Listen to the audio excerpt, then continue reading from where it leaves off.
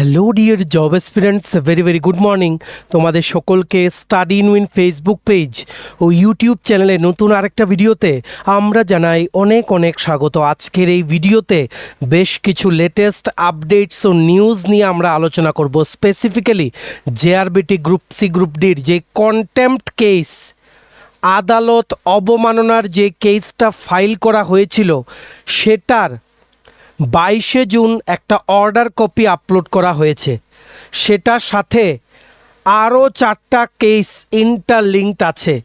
কোন কেসেরই 6ই July hearing, order কপিতে কেন লেখা আছে 4 মান্থস টাইম গ্র্যান্টেড, 4 মাস টাইম গ্র্যান্ট করা হয়েছে, সব কিছু নিয়ে যতটুকু আমরা বুঝেছি জেআরবিটি কেসের আপডেটস আমরা এই ভিডিওতে বলে দেব। যে অনারেবল হাইকোর্ট অফ ত্রিপুরা জেআরবিটিকে কি আদৌ টাইম দিল, টাইম দিলে 6ই জুলাই কিসের হিয়ারিং, সমস্ত ডিটেলস এই ভিডিওতে আমরা দেখব। জেআরবিটি কেসের বড় আপডেট এই ভিডিওতে তোমরা কিন্তু জানতে পারবে। দেখো, কোর্টের টার্মসগুলো খুবই কমপ্লিকেটেড।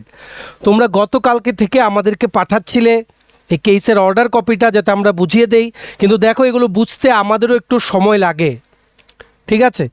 সো আমরা যতটুকু বুঝতে পেরেছি তোমাদের জানিয়ে দেব, কারণ এখন এই জেআরবিটির কেসটা হাইকোর্ট অফ ত্রিপুরাতে একটা কমপ্লেক্স ব্যাপার হয়ে গেছে। দুই দিকে দুটো ইস্যু চলছে, একটা চলছে কিঙ্কর ভৌমিকের যেই কন্টেম্পট কেসটা সেটা, আরেকদিকে কিছুদিন আগে যে পিএইচ ক্যাটাগরি রিজার্ভেশন নিয়ে honourable high court of Tripura April মাসে একটা জাজমেন্ট দিয়েছিল সেটা। এই দুটোর ব্যাপার ইন্টারলিঙ্কড। কেন ইন্টারলিঙ্কড, কী বা জাজমেন্ট এলো, সব কিছু জানবো। ধৈর্য ধরে ভিডিওটা কিন্তু দেখবে। তাছাড়া ত্রিপুরা বন দপ্তরের ফরেস্টার, ফরেস্ট গার্ড ও ত্রিপুরা পুলিশ ডিপার্টমেন্টের স্পেশাল এক্সিকিউটিভের চাকরি প্রত্যাশীদের জন্য লেটেস্ট আপডেটসও আমরা এই ভিডিওতে বলে দেবো। ফরেস্টার, ফরেস্ট গার্ডের যে পরীক্ষার নোটিফিকেশন গতকালকে থেকে বিভিন্ন জায়গায় ভাইরাল হয়েছে, সেটা কি আদৌ সত্যি, কতটুকু বিশ্বাস করা যায় আপডেটটাকে, সেটা আমরা বলে দেব। আর স্পেশাল এক্সিকিউটিভের প্রার্থীদের উদ্দেশ্যে বলে দিচ্ছি তোমাদের, এই ভিডিওতে আমরা বলে দেব যে ইন্টারভিউ কবে নাগাদ হতে পারে, কবে এই মানে কি বলবো, বিভিন্ন জেলার যে অফিস থেকে তোমরা আপডেটগুলো পাবে, কি কি নিউজ আমরা সংগ্রহ করতে পেরেছি। ওভারঅল এই ভিডিওটা খুবই ইনফরমেটিভ আর খুবই important for all the job experience of Tripura. ভিডিওটা কিন্তু ম্যাক্সিমাম হোয়াটসঅ্যাপ, ফেসবুক, টেলিগ্রাম গ্রুপে শেয়ার করবে। আর যারা ইউটিউবে ফার্স্ট টাইম দেখছো চ্যানেলটা কিন্তু সাবস্ক্রাইব করবে। যারা ফেসবুক পেজে দেখছো পেজটা কিন্তু তোমরা ফলো করে রাখতে ভুলবে না। ত্রিপুরার সমস্ত চাকরির আপডেট সবার প্রথম একটা platform study in win on time তোমরা কিন্তু পেয়ে যাবে। আমাদের নতুন Telegram channel, WhatsApp channel join করার লিঙ্কটা ইউটিউব ভিডিও ডেসক্রিপশন বক্স বা ফেসবুক ভিডিওর কমেন্ট সেকশনে আমরা দিয়ে রাখছি, সেগুলো তোমরা জয়েন করে রাখতে পারো। সেখান থেকেই টাইম টু টাইম সমস্ত আপডেট তোমরা কিন্তু পেয়ে যাবে।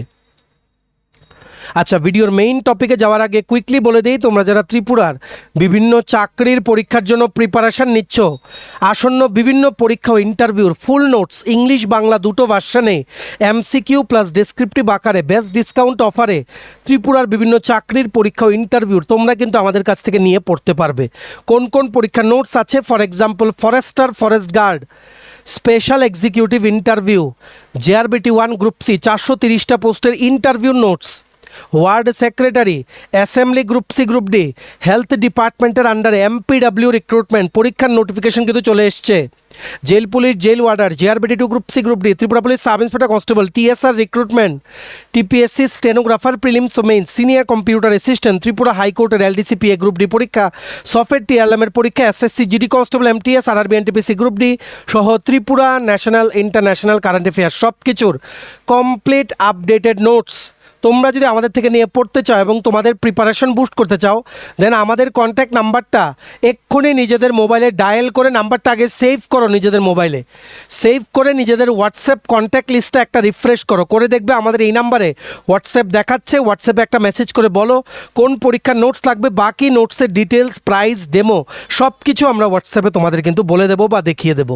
আমাদের কন্ট্যাক্ট নাম্বারটা নোট ডাউন করে রাখো, 6033157164। আবার বলে রাখছি 6033157164। এইবার আমরা ভিডিওর মেইন টপিকে চলে যাচ্ছি। দেখো, এই যে কেসের অর্ডার কপিটা, যেটা লিঙ্ক কিসের সাথে, জেআরবিটির যে কন্টেম্পট কেসটা ফাইল করা হয়েছিল, কন্টেম্পট কেস 05/2026, এটার কেস স্ট্যাটাসে গেলে তোমরা দেখবে 22শে জুন 2026 একটা অর্ডার কপি আপলোড করা আছে, honourable mister justice S Datta Purkayastha order. ঠিক আছে, এখানে একটা জিনিস লেখা আছে, 4 months time is granted, IA is disposed of accordingly, interlocutory application. IA মানে হচ্ছে কি ইন্টারলোকিউটারি অ্যাপ্লিকেশন। এই পুরো জিনিসটা পড়লে তোমরা কিছু বুঝতে পারবে না, তার জন্য আমরা যতটুকু সম্ভব আমরা বুঝেছি তোমাদের বুঝিয়ে দেওয়ার চেষ্টা করছি, স্টেপ বাই স্টেপ বুঝবে। অনেক কমপ্লেক্স হয়ে গেছে জেআরবিটির ব্যাপারটা এখন। ঠিক আছে, একটা কেস আছে মনে রাখবে এপ্রিল মাসের, ভালো করে বুঝে রাখবে, 30শে এপ্রিল সেটার একটা জাজমেন্ট এসছিল। কি জাজমেন্ট তোমরা নিশ্চয়ই জানো।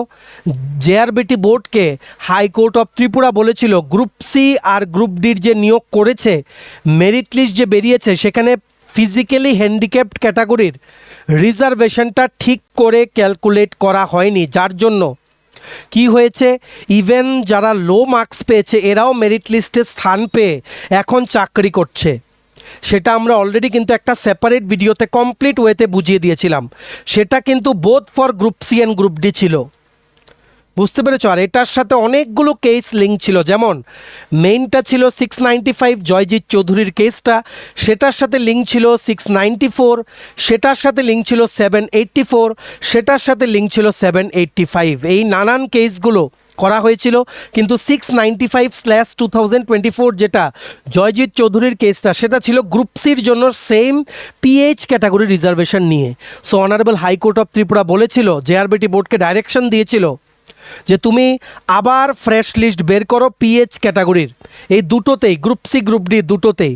যদি এমন কেউ থেকে থাকে যারা এখন চাকরি করছে আগের মেরিট লিস্ট অনুযায়ী, কিন্তু ফ্রেশ লিস্ট বানানোর পর পিএইচ এলিজিবল ক্যান্ডিডেটসের লিস্ট থেকে বাদ গেছে, দেন স্টেট যাতে প্রপার প্রসিজিয়ার ফলো করে চাকরি বাতিলের যাতে নির্দেশ দেয়, এই রকমই কিন্তু বলা হয়েছিল হাইকোর্ট অফ ত্রিপুরার 30শে এপ্রিল 2026 জাজমেন্টটাতে।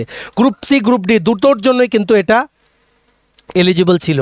এখন কথা হচ্ছে কন্টেম্পট কেস চলছে, সেটার কন্টেম্পটের হিয়ারিং হয়েছে, সেটার সাথে সেই কেসের কি লিঙ্ক আছে।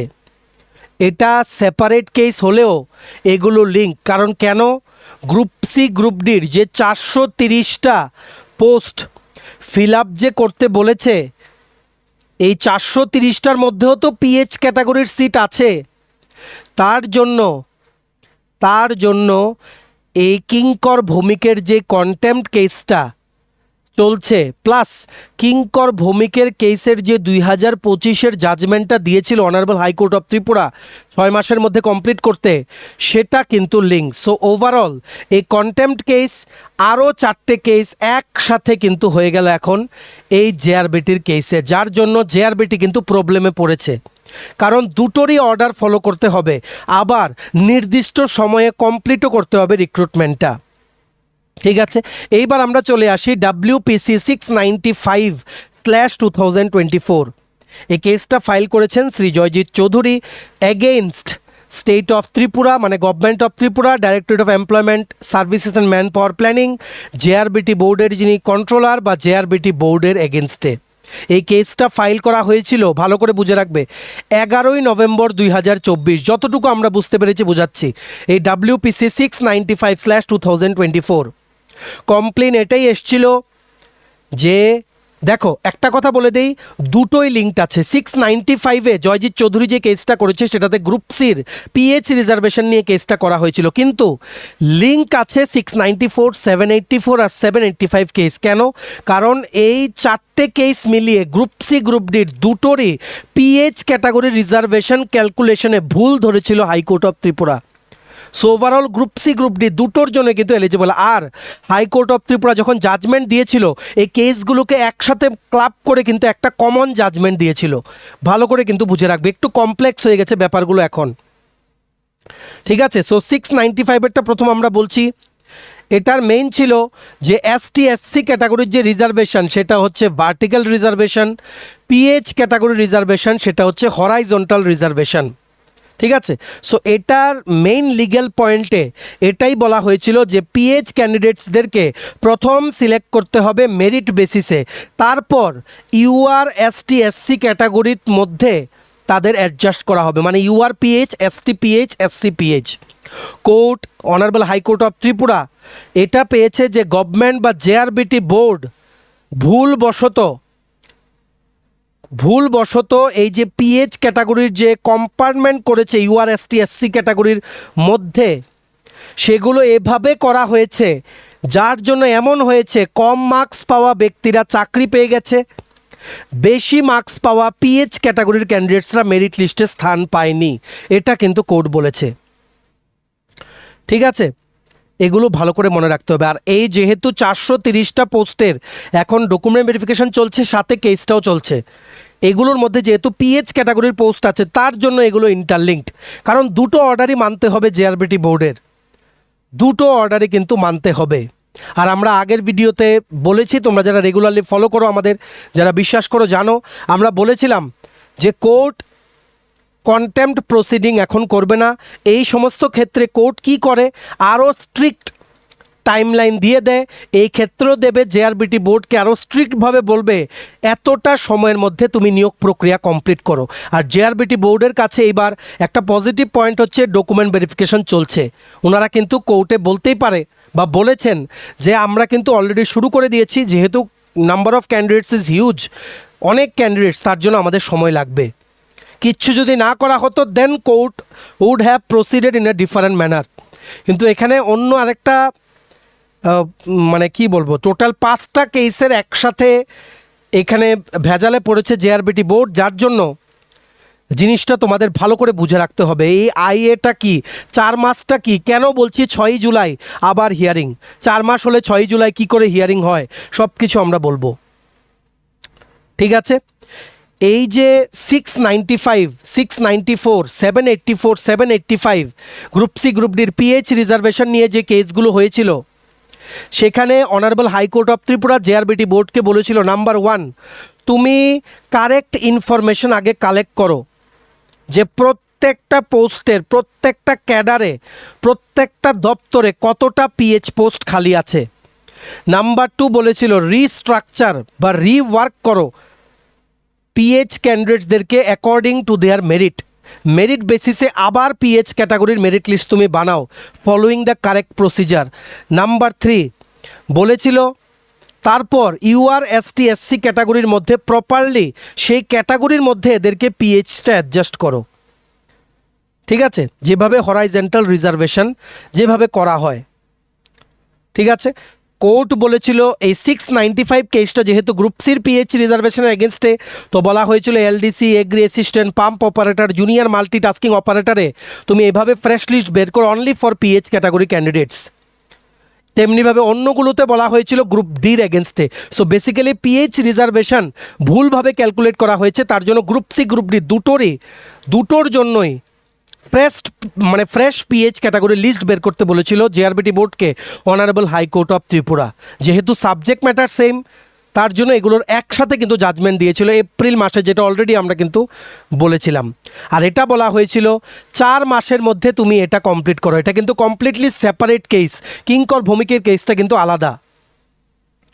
ঠিক আছে, আর কোর্ট এটাও বলেছিল যে যদি এমন কোনো পার্সন থাকে যারা অলরেডি অ্যাপয়েন্টেড, মানে গ্রুপ সি বা গ্রুপ ডিতে চাকরি করছে, PH ক্যাটাগরি রিজার্ভেশন দিয়ে পেয়েছিল, ঠিক আছে, আর এমন দেখা যায় ফ্রেশ মেরিট লিস্ট PH ক্যাটাগরির বের করে গ্রুপ সি হোক গ্রুপ ডি হোক দুটোতেই এদের নামটা মিস আউট হচ্ছে, দেন বলেছিল গভর্নমেন্ট মানে প্রপার প্রসিজার ফলো করে এদের চাকরিটাও কিন্তু বাতিল করতে পারে, এরকমই কিন্তু বলা হয়েছিল, যেটা অলরেডি ভিডিওতে আমরা বলেছিলাম। তোমরা অর্ডার কপিতে দেখে নিতে পারো, বা আজকে থেকে 2 মাস আগের ভিডিও তোমরা কিন্তু দেখে নিতে পারো।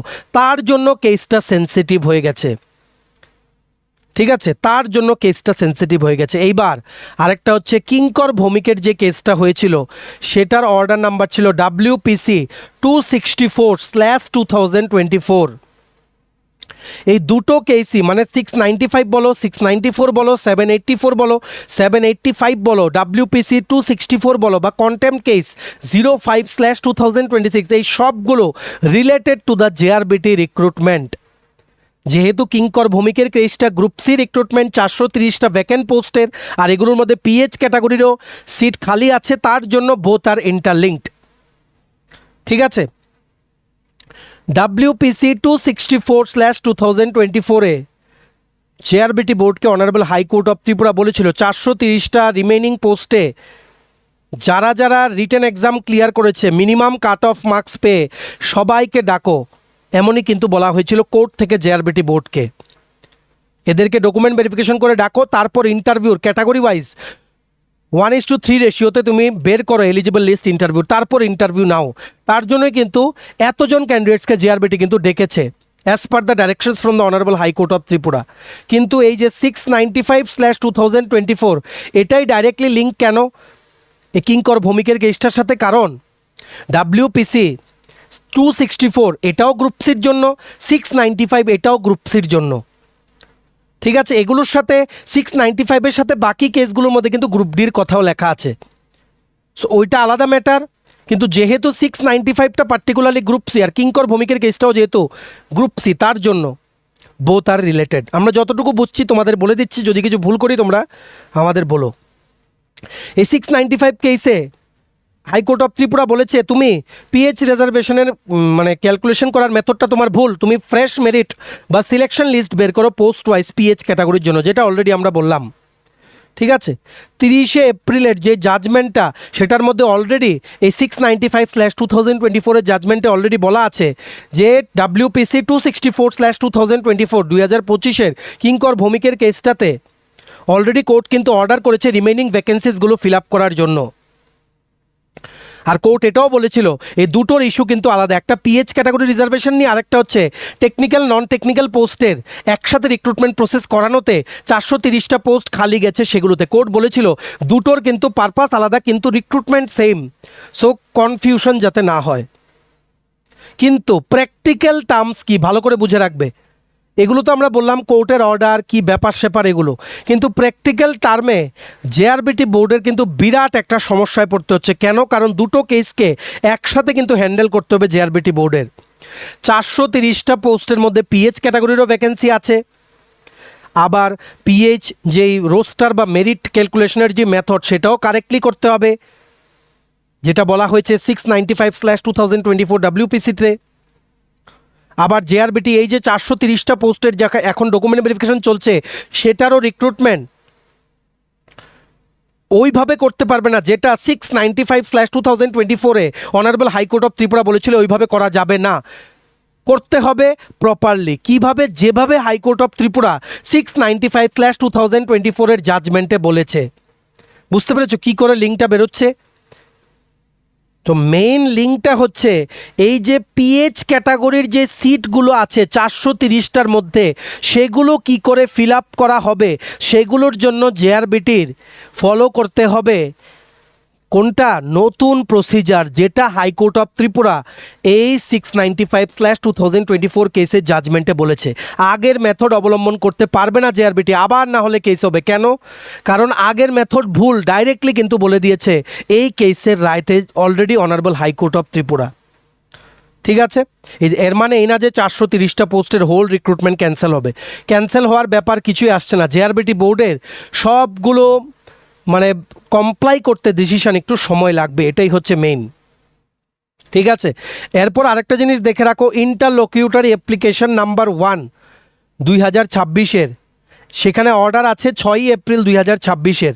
সেখানে অ্যাপ্লিকেন্ট ছিলেন জেআরবিটি বোর্ডের যিনি চেয়ারম্যান তিনি, কারণ উনি একজন রেসপন্ডেন্ট বা অফিসার কন্টেম্প কেসে ছিলেন। উনি 3 মাস কিন্তু সময় চেয়েছিলেন যাতে করে 264/2024 যেটা মেইন 430টা পোস্টের কেস সেটার যাতে অর্ডারগুলো যাতে কমপ্লাই করতে পারে জেআরবিটি বোর্ড। যার এগেনস্টে পিটিশনারের লয়ার বলেছিল 3 মাস সময় দেওয়া যাবে না, 2 মাস যাতে দেওয়া হয়। তারপর কোর্ট কিন্তু 2 মাস সময় দিয়েছিল এপ্রিলের পর থেকে। তারপরে কিন্তু এইবার হিয়ারিং হয়েছে 22 তারিখ 22শে জুন 2026। ঠিক আছে, তারপর এই যে 695 যেটা বললাম পিএইচ রিজার্ভেশনের কেসের, সেখানেও একটা ইন্টারলোকিউটারি অ্যাপ্লিকেশন দাখিল করা হয়েছে। সেটা হচ্ছে IA নাম্বার 1 অফ 2026 এই WPC 695/2024 কেসে। সেটার অর্ডার আছে, এই কেসেরই অর্ডার হিস্ট্রিতে দেখবে 22শে জুন 2026। অ্যাপ্লিকেন্ট কিন্তু এখানে জেআরবিটি নিজেই। ঠিক আছে, আর অপোজিট পার্টি হচ্ছে যিনি অরিজিনাল পিটিশনার শ্রী জয়জিৎ চৌধুরী, উনি। কিন্তু এই ইন্টারলকিউটরি অ্যাপ্লিকেশনটা কিন্তু ডিফারেন্ট, এটা অন্য আরেকটা কেসে। কোন কেসে? 695/2024, অরিজিনালটা না, যেটা 430টার সাথে রিলেটেড। আর এই 22 জনের অর্ডারটা অ্যাকচুয়ালি এটা আমাদেরকে বলে না যে কি মানে রিলিফ জেআরবিটি অ্যাকচুয়ালি রিকোয়েস্ট করেছে। এটা এতটুকুই বলে যে হিয়ারিংটা কিছুটা শোনা হয়েছে, পার্টলি শোনা হয়েছে, আর এটার হিয়ারিংটা 6 জুলাই 2026-এ অ্যাডজন করা হয়েছে, মানে আবার হিয়ারিং হবে 6 জুলাই 2026-এ। ঠিক আছে, সো এখনও ক্লিয়ারলি বলা যাচ্ছে না এই কেসের ইন্টারলকিউটরি অ্যাপ্লিকেশনে জেআরবিটি কী রিলিফ চেয়েছে, কোনো ক্ল্যারিফিকেশন চেয়েছে নাকি মডিফিকেশন বা কোনো স্টে চেয়েছে। অ্যাকচুয়াল ইন্টারলকিউটরি অ্যাপ্লিকেশনটা দেখার আগে সেটা কিন্তু বলা সম্ভব না। ঠিক আছে, এইবার চলে আসো আরেকটা জায়গায়। এখন এই যে অর্ডার কপিটা তোমরা দিয়েছো, 4 মান্থস টাইম ইজ গ্র্যান্টেড, 4 মাস সময় দেওয়া হয়েছে, অনারেবল হাইকোর্ট দিয়েছে। সো এটার মানে কি?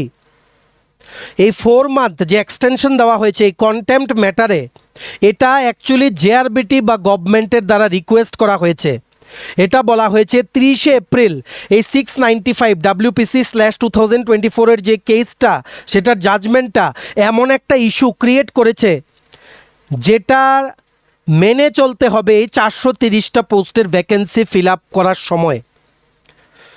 সিম্পল ভাষায় বলতে গেলে জেআরবিটি বোর্ড এটা বলেছে আমরা 430টা পোস্টের প্রক্রিয়া কমপ্লিট করতে পারবো না আগের প্রক্রিয়া মেনে, কারণ অলরেডি সেপারেট কেসে আগের প্রক্রিয়াটাকে ইল্লিগেল বলা হয়েছে। প্রপার প্রসিজার মেনে করতে গেলে 30শে এপ্রিলের 695 কেসের জাজমেন্ট মেনেই আমাদের করতে হবে। তার জন্য কোর্ট এক্সট্রা টাইম দিয়েছে without punishing the officials for contempt, extra time কিন্তু দিয়েছে। তারপর এই যে 695-এর ভালো করে বুঝে রাখবো, অনেক কমপ্লেক্স হয়ে গেছে জেআরবিটির ব্যাপারটা। 695-এর যেই ইন্টারলকিউটরি অ্যাপ্লিকেশন যেটা বললাম 6 জুলাই, যেটার আবার হিয়ারিং ডেট আছে, সেটার মধ্যে কোর্ট যেটা পার্শিয়ালি হিয়ারিং শুনেছিল 22শে জুন, সেটা আবার শুনবে 6 জুলাই। সেখানে কোর্ট ডিসাইড করতে পারে যে জেআরবিটির কি লাগবে, 30শে এপ্রিলে জাজমেন্টের কি ক্লিয়ারিফিকেশন লাগবে, নাকি আরও সময় লাগবে, নাকি কোনো পারমিশন লাগবে, নাকি কোনো রিলিফ লাগবে, যেটা ইন্টারলকিউটরি অ্যাপ্লিকেশনে JRBT board honourable high court of ত্রিপুরাকে রিকোয়েস্ট করেছে। ঠিক আছে, সেই ইন্টারলকিউটরি অ্যাপ্লিকেশনটার যতক্ষণ না ডিসপোজ হয়, যতক্ষণ না কোনো ডিসিশন নেওয়া হয় from honourable high court of Tripura, JRBT board very much with proper caution, JRBT board যাতে ডকুমেন্ট ভেরিফিকেশন আর রিজার্ভেশনের ভেরিফিকেশন প্রক্রিয়াটা যাতে কমপ্লিট করে। ঠিক আছে, সো আশা করি তোমরা বুঝতে পেরেছো। সেপারেট কেস কিন্তু ইস্যু আলাদা হলেও linked with common recruitment process, তার জন্য এগুলো একটার সাথে একটা কিন্তু ইন্টারলিঙ্কড হয়ে গেছে। বুঝতে পেরেছ? আর এই 695, 694, 784, 785 এগুলো গ্রুপ সি গ্রুপ ডির পিএইচ ক্যাটাগরি রিজার্ভেশন নিয়ে সবগুলোর একসাথে কিন্তু জাজমেন্ট দিয়েছিল। আমরা আলাদা করে বলে দেই 694 WPC 694/2024 এটা জেআরবিটি গ্রুপ ডি রিক্রুটমেন্টের ক্ষেত্রে। ঠিক আছে, 695 এটা জেআরবিটি গ্রুপ সি রিক্রুটমেন্টের পিএইচ ক্যাটাগরি, সবগুলো গ্রুপ ডিরও পিএইচ ক্যাটাগরি, গ্রুপ সিরও পিএইচ ক্যাটাগরির এগেনস্টে। WPC 784 আর 785/2024 এগুলো কিন্তু কানেক্টেড উইথ বোথ 694 আর 695, মানে গ্রুপ সির গ্রুপ ডির পিএইচ ক্যাটাগরি রিজার্ভেশনটা ভুল, এটা বলেই কিন্তু কেসগুলো করা হয়েছিল। ঠিক আছে, সো কোর্ট এগুলোর একসাথে কিন্তু হিয়ারিং করেছিল, একসাথে শুনেছিল কোর্ট, বিকজ কেন সেম লিগেল ইস্যু কিন্তু ইনভলভ ছিল। একটাই জিনিস যে PH category reservation group C group ডিতে জেআরবিটি ঠিক করে ক্যালকুলেট করেনি, যার জন্য অনেক ক্যান্ডিডেটসকে বঞ্চিত হতে হয়েছে। তার জন্য কোর্ট সবগুলোর একসাথে কিন্তু হিয়ারিং হয়েছিল, যার জন্য অনারেবল হাইকোর্ট অফ ত্রিপুরা বলেছিল পিএইচ মেরিট লিস্ট আবার বের করতে। কিন্তু 430টা পোস্ট এটা সেপারেট কেস। এই কেসটাতে কি হয়েছে, এই 430টা পোস্টের মধ্যেও পিএইচ ক্যাটাগরি রিজার্ভেশনের কিন্তু আছে। এখন আগের মেথড অবলম্বন করে রিক্রুটমেন্ট করতে পারবে না, করতে হবে উইথ প্রপার মেথড, যেটা হাইকোর্ট অফ ত্রিপুরা এই আগের কেসগুলোতে বলেছে 695, 694, 784, 785। তার জন্য JRBT board most probably clarification কিন্তু চেয়েছে আইএ ইন্টারলকিউটরি অ্যাপ্লিকেশন নাম্বার 1/2026 দাখিল করে ইন রেসপেক্ট অফ WPC 695/2024। কোর্টের যে বেসিক ফাইন্ডিং এগুলোতে এই 4টে কেসে সেগুলো ছিল যে পিএইচ ক্যাটাগরির রিজার্ভেশন হচ্ছে হরাইজন্টাল রিজার্ভেশন। এর মানে এই যে একজন পিএইচ ক্যান্ডিডেটকে সেইভাবে অ্যাডজাস্ট করতে হবে প্রপারলি ইউআর এসটি এসসি ক্যাটাগরিতে according to the merit wise. ঠিক আছে, প্রপারলি অ্যাডজাস্ট করতে হবে। এটা এমন যাতে না হয় যাতে ভুলবশত কম্পারমেন্টালাইজড মেরিট লিস্ট একটা বের করা হলো, যার জন্য কম নাম্বার যারা পায় তারা যাতে অ্যাডভান্টেজ পায়। সো এটাই কিন্তু জেআরবিটি বোর্ডকে বলেছে, তুমি ভুলভাবে ক্যালকুলেট করেছো, প্লিজ ফ্রেশ মেরিট লিস্ট কিন্তু বের করো। এখন এটার আন্ডারে 430টা পোস্টেরও কিন্তু পড়বে, কারণ এখানেও পিএইচ ক্যাটাগরির সিট কিন্তু আছে। ঠিক আছে, তার জন্য এই সবগুলো এখন একই জিনিস হয়ে গেছে, একটার জন্য আরেকটা এফেক্ট হবে। লেটস সি 6ই জুলাই কি হয়। আপাতত কোর্ট 4 মাসের টাইম দিয়েছে। সো মোস্টলি জেআরবিটি 8ই জুলাই হচ্ছে তোমাদের ডকুমেন্ট ভেরিফিকেশন কমপ্লিট হয়ে যাবে জেআরবিটি গ্রুপ সির 430টা পোস্টের। তারপর মোস্টলি অগাস্ট মাসের মধ্যেই হয়তো সেখানে ইন্টারভিউ নোটিফিকেশন কিন্তু জারি করে দেবে, তারপর 1:3 রেশিওতে। এটা বুঝে রাখতে হবে, সবার কিন্তু ইন্টারভিউ কল আসবে না। যারা ডকুমেন্ট ভেরিফিকেশন করেছো এখন সেপারেটলি 1:3 রেশিওতে ক্যাটাগরি ওয়াইজ পোস্ট ওয়াইজ আলাদা মেরিট লিস্ট বের করতে হবে জেআরবিটির following high court of Tripura's order. ঠিক আছে, আর এখন টাইম দেওয়া হয়েছে আপ টু অক্টোবর 2026, 22শে অক্টোবর 2026। আমরা আশা করছি নিয়োগ প্রক্রিয়া জেআরবিটি এর মধ্যে যেভাবেই হোক কমপ্লিট করতে পারবে, কারণ আমরা দেখেছি শনিবারও যেখানে বন্ধ ছিল সেখানেও 430টা পোস্টের ভেরিফিকেশন কিন্তু চলছিল।